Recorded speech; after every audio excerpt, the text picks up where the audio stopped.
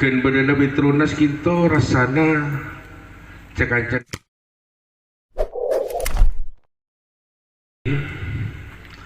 Ken bedana Petronas kinto rasana cek-cek nelayan nika ngeluh keluhannya sekak dinto, terutama ken bedana Petronas pengeboran neng sumur napa gitu Hidayah 1 lagi itu sangat mengganggu, tapi katipun apa cek lah keberadaan negara, nah kan gitu. Cuman penyoon peten kaula sekak dinto istilahnya mon lakar pengeboran ini keterlaksana, kenapa Banyuates ini sama-sama juga ada orangnya, kecamatannya ada, kepala desanya ada, ke orang di luar kecamatan, di luar kecamatan Banyuates yang nangani. Apakah benar? Permintaan saya, karena pengeboran itu di daerah Banyuates, permintaan saya harus orang kecamatan Banyuates siapapun. Satu. Yang kedua, menurut informasi teman-teman saya, Petronas yang ada di daerah Ketapang, menurut ceritanya di SR itu ada. Banyuates juga kebagian, Ketapang juga, Sokobena juga. Tapi yang ke Banyuates tidak pernah sampai kepada rakyat sepeser pun. Anggaplah yang di daerah Ketapang, anggaplah hilang. Ibaratkan tulisan di atas buku sudah luntur. Cuman saya inginkan kalau memang ada pengeboran di Banyuates, ISR itu harus sampai kepada rakyat. Sasarannya harus tepat. Dengan dikawal dengan pemerintah. Merupakan apa CSR, bantuan apa?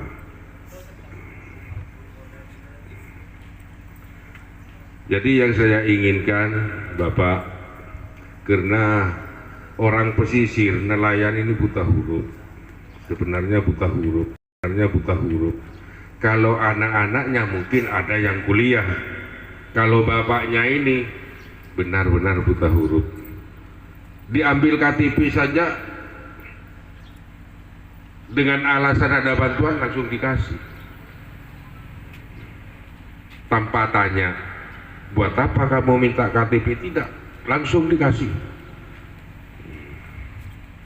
Pada waktu itu di Pendopo Sampang ada pertemuan, tapi rakyat Banyuates juga Jatra ada, tapi rakyat yang lain tidak pernah dengar di Banyuates ini ada pengeboran, tidak pernah dengar. Cuman yang tahu yang hadir ke Pendopo 5 orang, bahwa disitulah saya tegur seseorang, katanya kamu dari Sampang. Iya, ada apa? Katanya ada pengeboran. Tidak dibolehkan memberitahu, tidak diperbolehkan mengasih tahu kepada, bahkan orang tua saya saja tidak pernah saya kasih tahu. Lah waktu itu begitu datang dari Sampang ngambil KTP dengan alasan ada bantuan, ya namanya orang pesisir langsung dikasih. Waktu saya hadir ke Sampang, saya buka, bahkan saya dicegat sama kepala desa. Maaf Pak, saya sebagai kepala desa Banyuates, saya tidak pernah menyuruh mengambil KTP. Saya bukan ngomong kepala desa, saya tunjuk ini orangnya. Ada yang ngambil KTP dengan alasan ada bantuan, diam. Ada apa sebenarnya? Kok diam-diam? Pak Camatnya ada. Ini Pak Camat, apakah pernah Pak Camat memberitahu kepada rakyat? Tidak pernah. Alasan Pak Camat ada kepala desa. Jadi saya mohon kepada Bapak DPR, Masur Husairi SAG, saya mohon dengan hormat, saya ingin kepada teman-teman Bapak yang di atas, tolong sampaikan keluarnya rakyat kecil itu Pak, cuman saya membantu. Terima kasih.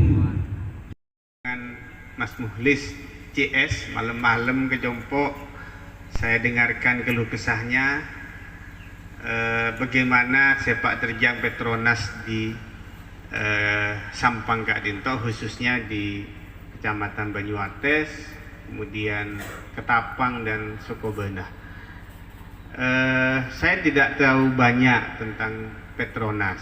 Yang jelas Petronas ini adalah perusahaan asing dalam artian miliknya negara tetangga Malaysia. Memperoleh izin dari pemerintah provinsi untuk dari pemerintah pusat untuk investasi terkait minyak dan gas. Ini pengeborannya offshore. Offshore ini kan kenapa? Dilepas pantai. Ada onshore, ada offshore. Onshore Kak Dinto beda ideret. Dan kula sedikit punya pengalaman karena saya pernah bekerja dengan PetroChina, SPE Petroleum di tahun 2009-2010 di Bangkalan. Ini kan ngebor nang Kecamatan Konang nang Desa Genteng sareng Kecamatan Geger nang Desa Banyuning Deje. Memang perusahaan pengeboran kayak gini ini senyap-senyap. Nah kalau gaya nah ndak mau rame, langsung masuk ke tokoh yang dianggap punya pengaruh, kepala desa dan tokoh-tokoh lain kadang yang bisa meredam warga. Memang gayanya kayak gitu. Nanti kemudian menggunakan lala coklat, lala hijau, gitu kan? Itu istilahnya teman-teman LSM. Di situ kemudian mereka berkolaborasi, masyarakat diupayakan untuk tidak tahu apa-apa memang. Tiba-tiba ada pembebasan lahan, tiba-tiba kemudian datang alat berat, tidak mau bersosialisasi. Sosialisasi iya, tapi orang-orang terbatas. Ingat ibu kali coba diundang sekian orang, sepenting berdebekilah dari Desa Banyuates, tanda tangan daftar hadir. Ini ada yang hadir sudah dari masyarakat. Tapi kan orang yang tidak tahu apa-apa dan malah dipesan cek lebele. Menurusan cek lebele ini pasti bocor. Ini kabin jamanan Rasulullah dimin cek sak-kasak keluar. Rasulullah itu kan mau kabur ketika mau dibunuh itu suruh cek lebele malah saja lebele. Jadi dari zaman bahula, dari zaman dulu sampai sekarang menurusin cek lebele pasti bocor. Kenapa boleh zaman semakin? Nah, memang apa ya? Peduli, lebih peka. Tempo hari saya dikirimi videonya oleh Mas Agus itu. Kalau masyarakat di sana mau minta urusan pekerjaan yang profesional seperti nanganin pengeborannya, nggak mungkin ya. Memang siapa yang mau bekerja di tempat pengeboran? Ini kan mungkin salah baca kepentingan masyarakat. Aspirasinya tidak masuk ke kepala daerah ini. Napa seongkun saya kebutuh? Beni minta alako nang kilang, beni kilang apa kan? Riknya itu bukan, nggak bisa. Mana ada orang Madura yang pintar kerja di rik itu? Semua tenaga itu dari luar, tenaga profesional. Tahuning pernah apa mun kita? Bukan itu yang diharapkan. Yang saya tangkap adalah bagaimana kemudian bagian-bagian pekerjaan yang bisa dikelola oleh masyarakat, libatkan masyarakat. CSR-nya umpama ayo merata. Saya dengar kemarin ada rumpunnya yang hilang, yang rusak dan segala macam. Kemudian keterbatasan untuk jangkauan memperoleh tangkapan ikan udah pindah tempat gara-gara ada pengeboran itu. Lebih-lebih tadi penggunaan BBM semakin bertambah dengan jarak tangkap yang semakin jauh. Nah ini yang harus diselesaikan dulu kalau tidak ingin masyarakat ini bergejolak. Nah dan kaulah bertanya-tanya, lah ini suaranya wakil rakyatnya ini kemana? Bupatinya paham enggak, pernah duduk bersama dengan Petrogas ini, dipanggil, Anda ini mau bikin pengeboran di lepas pantai yang itu masuk wilayah saya, dampaknya ayo ini masyarakat saya ingin begini, kan seharusnya nggak nikah. Tapi ini belum ya, saya mengatakan belum dilakukan karena memang kita menunggu itikat baik semua pemangku kebijakan di pemerintah Kabupaten Sampang Kak Dinto. Nah saya sempat ngobrol dengan Pak Fadol, Ketua DPRD Kabupaten Sampang. Punten Pak Fadol semangat masih untuk melakukan komunikasi karena memang mokong Petronas Kak Dinto. Beberapa kali dipanggil ngacir, tidak mau ngadu.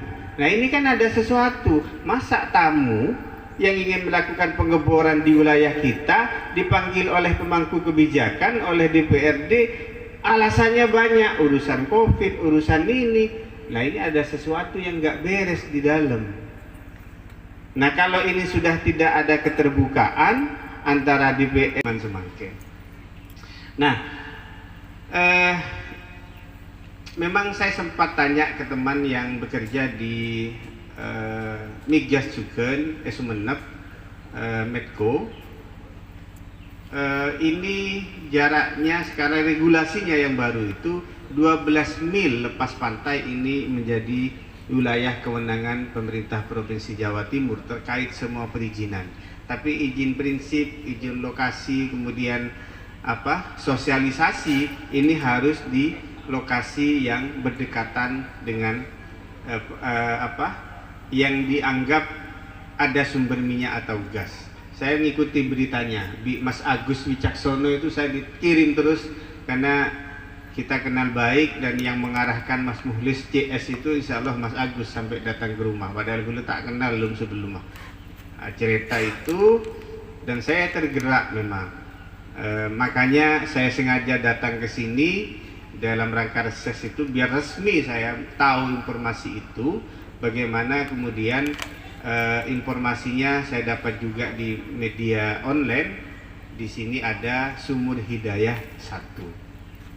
Nah, ini luar biasa responnya pemerintah bahwa kita akan mencukupi stok migas ya untuk kebutuhan nasional, karena katanya informasinya lumayan besar. Nah, sekarang persoalannya adalah apa yang dilakukan oleh Petronas untuk masyarakat yang terdampak. Ini kan sering sudah didemo oleh beberapa teman, bahkan sempat menurunkan perahu sangat banyak mengepung di pinggiran pantai. Itu saya ikuti gerakannya teman-teman Sidik dengan dikawal oleh, dulu saya aktif di Jaka Jatim itu. Ya gayanya memang budek gitu. Karena mereka dalam tanda kutip mungkin dapat backup dari pemerintah daerah. Nah ini yang harus kita pahami bersama, karena saya khawatir kemudian ada oknum yang bermain, karena bisnis migas Kak Dinto baunya dolar. Ketika sudah kepentingan finansial ini, kadang orang itu lebih menghalalkan berbagai cara, saudara sendiri kadang dikorbankan, tidak memikirkan dampaknya. Nah saya berharap ini nanti ada titik temu. Saya berharap dengan teman-teman di komisi yang nangani ini, kalau tidak salah ini, kalau enggak komisi B, komisi D, saya akan coba komunikasi nanti. Kalau nanti ketuanya berkenan ngiring, saya harap tokoh dari masyarakat Kak Dinto nggak perlu banyak, 5-6 orang ke DPR, nanti kita sampaikan keluh kesah di sana. biar pemerintah provinsi juga ikut turun tangan, dan saya meskipun bukan komisi saya nanti akan bantu menyuarakan itu di media, mendorong teman-teman dari partai yang lain untuk ini loh kondisi di Bangkalan. Nah, tempo hari saya sudah menyampaikan, sebenarnya sudah ada respon baik dari ketua komisinya. Nanti kita coba agendakan biar ini juga menjadi wacana di pemerintah Provinsi Jawa Timur, karena 12 mil Kak Dinto saya hitung 1 mil ini 1,6 km jarak ininya. Perkiraan senapa jarak epon jauh nah dari tempat pengeboran? 17. Dari Kak Dinto senapa jarak epon? 6 kilo cuman. 6 kilo. Ya 6 kilo masih sangat berdampak ke nelayan. Nah, saya ingin mengklarifikasi, benar nggak banyak rumpun yang rusak atau terbawa oleh ini? Bab nikah.